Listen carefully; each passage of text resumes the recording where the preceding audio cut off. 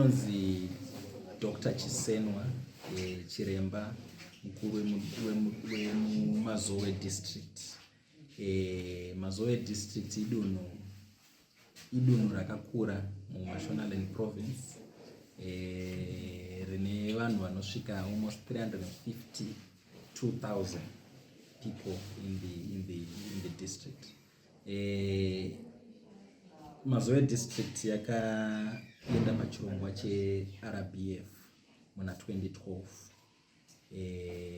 Pakagadzirwa tikasaina macontracts, maclinic edu tikamaisa pachirongwa ichochi, tikagadzira macommittees anodiwa pachipatara chega kuti clinic iite sei ipinde paRBF, and vakatanga kuwana rubatsiro rweRBF kubva gore iroro. Pamusoro pezvo tine imwe clinic yatakaita yakauya ese kuburikidza necommunity yakaona kuti no, isusu hatina clinic munharaunda medu, tiri kuda kuti tiwane rubatsiro. Then vakakokorodzana ndokutaura kuburikidza nevatungamiriri wavo, kansela kuburikidzana nemutungamiriri wavo, MP, kuti vakwanise kuita sei kuti isusu tiri kuda clinic muchipatara medu. Panga pasina nzvimbo yekuti vaise chipatara, but munharaunda mavo manga mune mabhawa akawanda. Vakati tingaite sei, tingasiye here vanhu vachingonomwa doro chete but tisingakwanise kuwana rubatsiro rwekurapwa. Then vakadecide no, ngatichishandurai bhawa redu rimwe chete tiriite sei, tiriite clinic.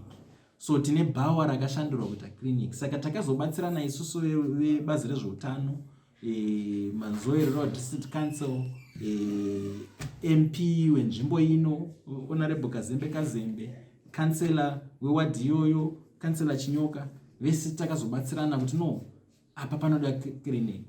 Tikabatsirawo isusu nese district hospital kutora mari yedu tichibatsiridzawo kuti clinic iyo ivapo. Iko zvinezvi vanhu vakuwana rubatsiro paclinic iyoyo.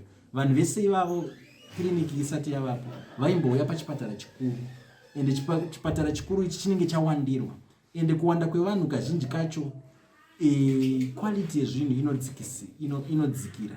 Saka kugadzirwa kuvakwa kwecliniki kana kuti kuvandudzwa kuchinja kwakaitwa bhawa iri kuitwa clinic kwakabatsira kuti even quality service yakupiwawo pano pachipatara chikuru inokurawo, uye vanhu vanga vachitadza kuenda kuzvipatara nekuda kuti chiri kure vakukwanisa kuchiwana because chipatara chava just vachingobuda mudzimba dzavo. Saka izvozvo zvinhu zvatinotenda chaizvo nekuda kwechirongwa ichochi cheRBF. Ine ndonzi Paradzai Chinyoka. I was born, bred, educated and working here. Kuti izove clinic, the community kwakaita an outcry kuti kuenda hospital, one kwanguri kurefu, two kwanga kuri over congested. So vakatsvaga kuti tingavake a place ndokubva taishaya ndokubva vabereki vataura kuti ko bhawa zvisiri kushanda, takwasipurauta kuti mabhawa twakawanda, and we agreed to that. Ndokubva taenda kukanzura, ndokubva tanolobha, ndokubva zvabvumiwa.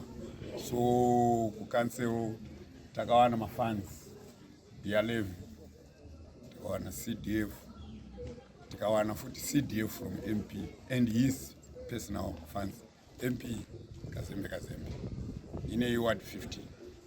So iyo community pache zvayo yakauya yakasweta clean up mess yese yanga iri pano, tikatanga kugadzira chinhu ichi. Takatanga this compartment outpatient ikagadzirwa nekanzura. Diagrams takawana from the Ministry of Health. I'm happy to say kuti from the inception all stakeholders muno ward 15, in particular the Ministry of Health, vakauya vakaisa an input yavo, and much supervision yaibva kuMinistry of Health anadeo, and vese vari panhava veministry of health ana DNO ana doctor vese that something to do nekufambiswa kweclinic kuti ifambe including personal room loading zvese